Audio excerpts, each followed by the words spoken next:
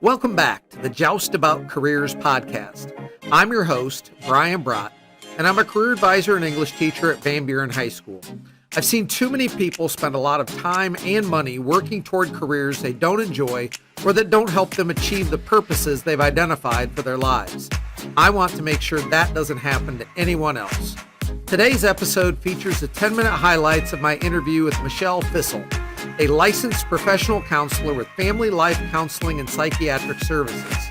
The highlights include what Michelle does as a counselor, a typical day for her, how her original career plans did not include counseling, what it was like to earn a graduate degree online, and her advice for those who would like to pursue a counseling career.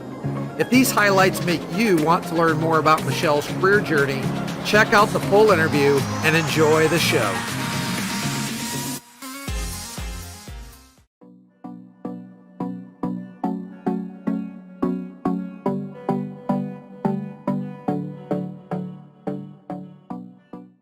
To be a licensed professional counselor, you have to go through your master's program and be a master's graduate with a counseling degree.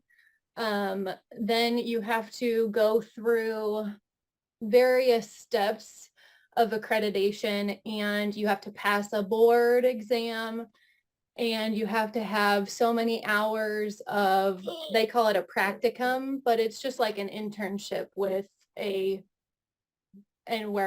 company. But yeah, you have to get licensed through the state and get approved through the state of Ohio. And once you complete out all your check marks, then you can start practicing.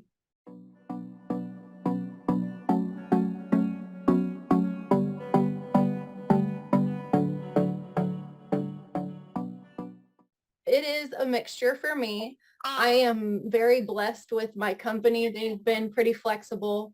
So since I've had the baby, I work in the office 1 day a week, and I start seeing clients at 9 and I see clients until 6 p.m.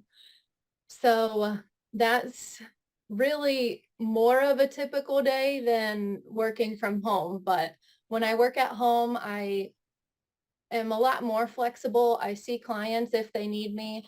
I have a couple that are set either telehealth or Zoom, so I'll talk to people on the phone.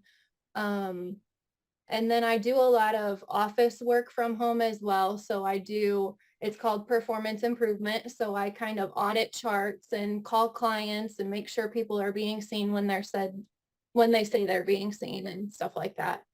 So yeah, it's kind of not typical, but typical.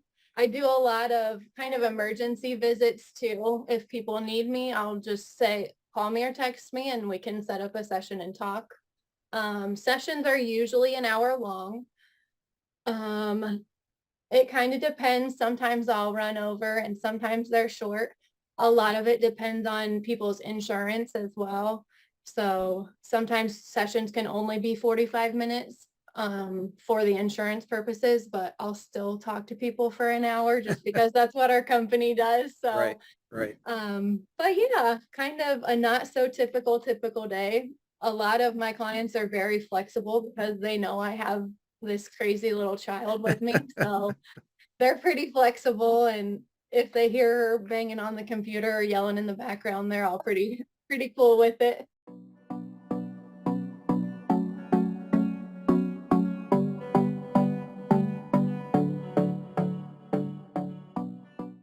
Yeah, I went to college to be a math teacher.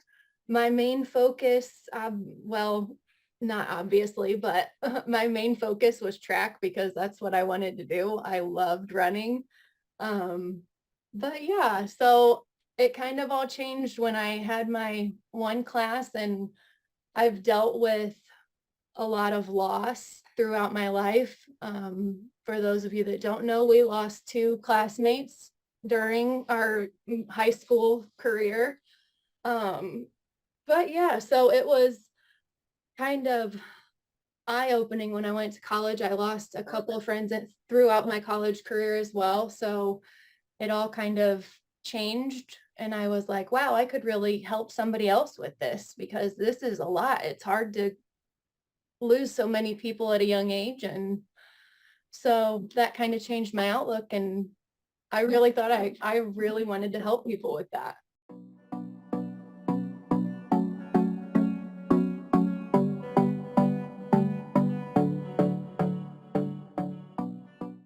So I will say online schooling is not for everyone. It took a lot of drive. I am going to tell you, those little agenda planners that we used to get in high school, I actually bought them because I needed to stay on track. And I still use them for counseling today.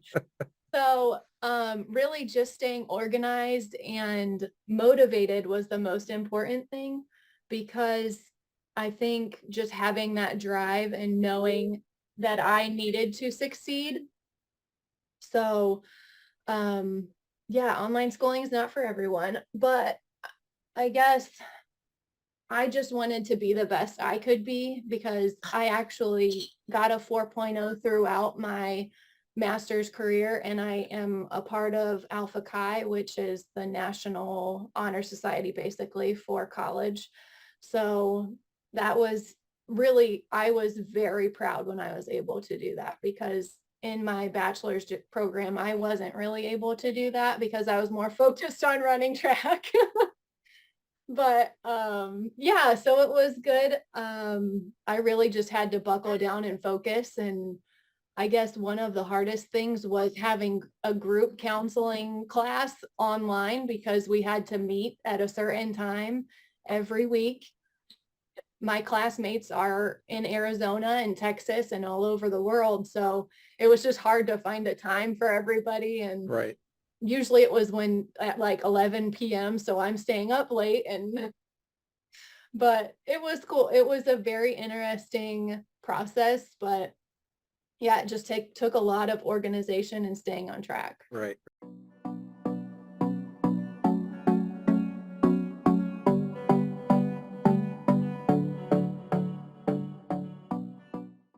Don't get down on yourself throughout the process.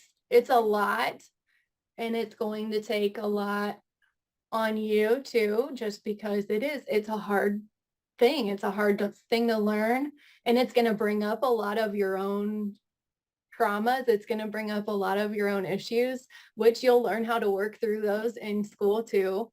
But yeah, it's great. I love it. It's very rewarding. Sometimes we do say it's a thankless career because you don't get a lot of thanks, but then you have those couple of patients that'll send you a message. Like it was 2 weeks ago, I started seeing a new client, and she actually texted me and said, "You're the first person I've been able to open up to about everything, and I just wanted to say thank you." And I was like, that makes it all worth it 100%.